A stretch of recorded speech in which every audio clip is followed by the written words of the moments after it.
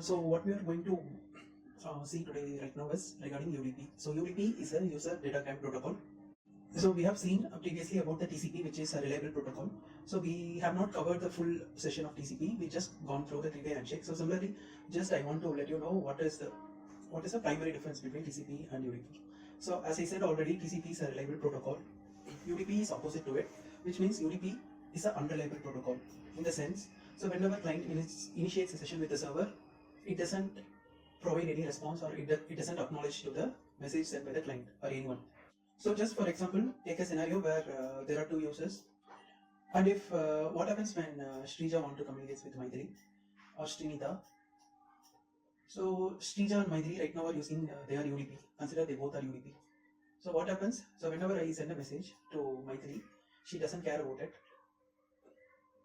So Shrija will be keep on sending the messages to Maitri. So Shrija in this case will not expect any reply packets from Maitri or Srinita. So she will be keep on sending the packets. So similarly, if Maitri wants to send a message to Srinita or Shrija, she will not be expecting any reply packets. So she will be keep on sending the messages to Srinita. So audio and video will be the perfect use case. So for example, someone wants to, they are viewing something in YouTube. So in this case, what they will do, they will just go to the server and click whatever audio or video they want to view over here. So when they click it, so YouTube will be replying them with the particular video. So it will not expect any acknowledgements from the client. For example, this video is 5 minutes, 5-minute video. So in this case, what happens? YouTube will be keep on sending the package continuously for 5 minutes. It will not expect any reply from the client. That is the perfect use case of UDP. Also, what happens sometimes, you will notice, so you will be viewing the video in 1080 pixels, so the picture will be clear, and suddenly what happens, if internet or something is slow, the video will go to 240 pixels or 320 pixels, like that. In this case, you will barely notice the video quality. The video quality becomes very lower, but it never stops playing.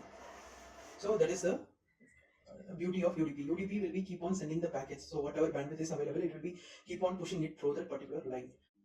So the perfect example, another example will be a phone call. So Shrija is making a call to Maitri.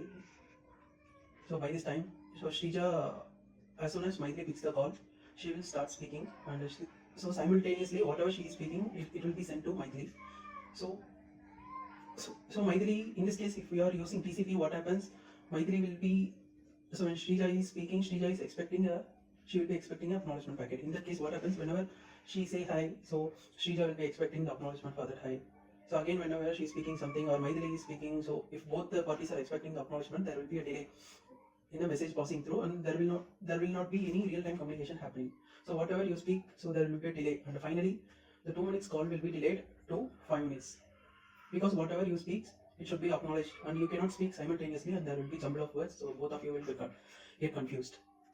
So that is why in VoIP and real-time applications, so it was written here, in real-time applications like video streaming or gaming, while we are playing games, so everything works on UDP instead of TCP. And also another main difference between TCP and UDP is, so we have seen in TCP the three-way handshake happens whenever there is a prior session is going to happen. So what the three-way handshake tells, whenever there is a communication is going to happen, it should be preceded by three-way handshake. So without three-way handshake in TCP, nothing works. But in UDP, there is nothing like three-way handshake. So as soon as you open the browser and go to YouTube and click it, so TCP starts to flow. So sometimes it's a one-way communication. So even though it's a both-way communication. So consider client is sending a message. So client wants to view YouTube. So in this case, so YouTube is forwarding the packet continuously for 5 minutes. So in this case, client will just maintain the session. It will not send any packets to the server. So only server will be sending the packets to the client. Server is serving the client for the request. It will be 1 hour movie or 5 hour movie or whatever video you are watching on YouTube. So the packets are sent by the server to the client. So this is the main difference between